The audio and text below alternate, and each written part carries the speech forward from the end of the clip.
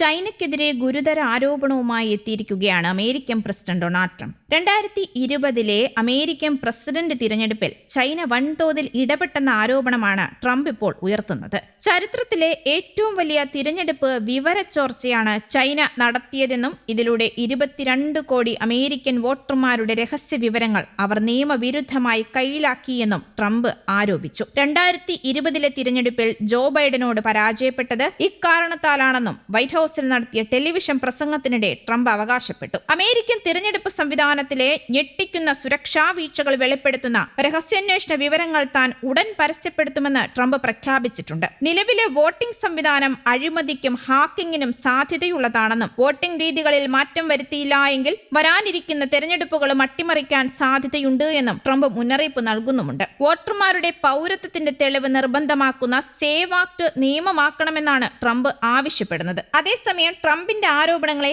China ശക്തമായി തന്നെ നിഷേധിച്ചു. തങ്ങൾ മറ്റുള്ളവരുടെ ആഭ്യന്തര കാര്യങ്ങളിൽ ഇടപെടാറില്ല എന്നും അമേരിക്കൻ തിരഞ്ഞെടുപ്പ് അവിടുത്തെ ജനങ്ങളുടെ ആഭ്യന്തര കാര്യമാണെന്നും വാഷിംഗ്ടണിലെ ചൈനീസ് എംബസി വക്താവ് വ്യക്തമാക്കി. 2020 തെരഞ്ഞെടുപ്പിൽ കൃത്രിമം നടന്നുവെന്ന ട്രംപിന്റെ പരാതിയിൽ നൽകപ്പെട്ട 60ഓളം കേസുകളിൽ അനുകൂലമായ ഒരു വിധി പോലും നേടാൻ ട്രംപിന് കഴിഞ്ഞിട്ടില്ല. കൂടാതെ വോട്ടെണ്ണലുകളിലോ ഓഡിറ്റുകളിലോ ട്രംപിന്റെ നീതിന്യായ വകുപ്പ് നടത്തിയ പരിശോധനകളിൽ തെരഞ്ഞെടുപ്പ് ഫലത്തെ ബാധിക്കുന്ന ക്രമക്കേടുകളൊന്നും തന്നെ കണ്ടെത്താൻ സാധിച്ചിട്ടില്ല എന്നും ചൈനീസ് വക്താവ് ചൂണ്ടിക്കാട്ടി. ട്രംപിന്റെ ആരോപണം വലിയ രാഷ്ട്രീയ ചർച്ചകൾക്കാണ് ഇപ്പോൾ വഴിവെച്ചിരിക്കുന്നത്. ദീർഘകാലമായി തുടരുന്ന ചൈന അമേരിക്ക ബന്ധത്തിലെ വിള്ളലിന് ഇത് ആക്കം കൂട്ടുന്ന ഒരു നിർണായക ആരോപണമായി ഉയർന്നു വരികയുമാണ്. അതേസമയം ചൈനയുടെ ആഗോള സ്വീകാര്യത വർദ്ധിക്കുന്നുവെന്ന് പുതിയ സർവേ റിപ്പോർട്ട് കഴിഞ്ഞ ദിവസങ്ങളിൽ പുറത്തു വന്നിരുന്നു. 2026 തുടക്കത്തിൽ പ്യൂ റിസർച്ച് സെന്റർ നടത്തിയ പുതിയ ആഗോള സർവേയിൽ ഭൂരിഭാഗം രാജ്യങ്ങളിലും അമേരിക്കയേക്കാൾ കൂടുതൽ ചൈനയ്ക്ക് അനുകൂലമായ മനോഭാവം പ്രകടമാണെന്നാണ്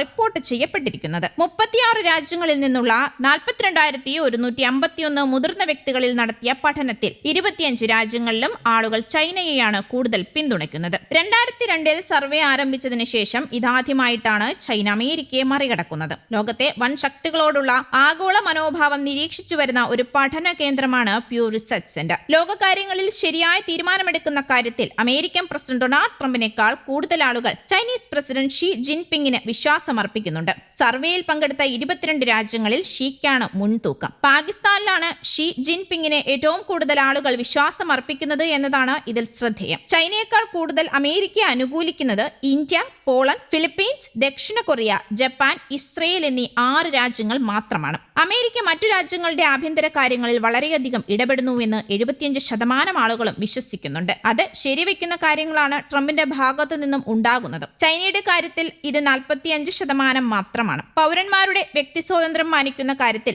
അമേരിക്ക ഇപ്പോഴും ചൈനയേക്കാൾ മുന്നിലാണെങ്കിലും കഴിഞ്ഞ 5 വർഷത്തിനിടെ ഈ മേഖലയിലുള്ള വ്യത്യാസം ഗണ്യമായി കുറഞ്ഞു വരികയാണെന്നും സർവേ പറയുന്നു. അതിനാൽ അമേരിക്കയുടെ ഈ പുതിയ ആരോപണം ചൈനയുടെ പ്രതിച്ഛായയെ ബാധിക്കുമോ എന്ന സംശയം കാര്യമായി തന്നെ ഉയർന്നു വരുന്നുണ്ട്.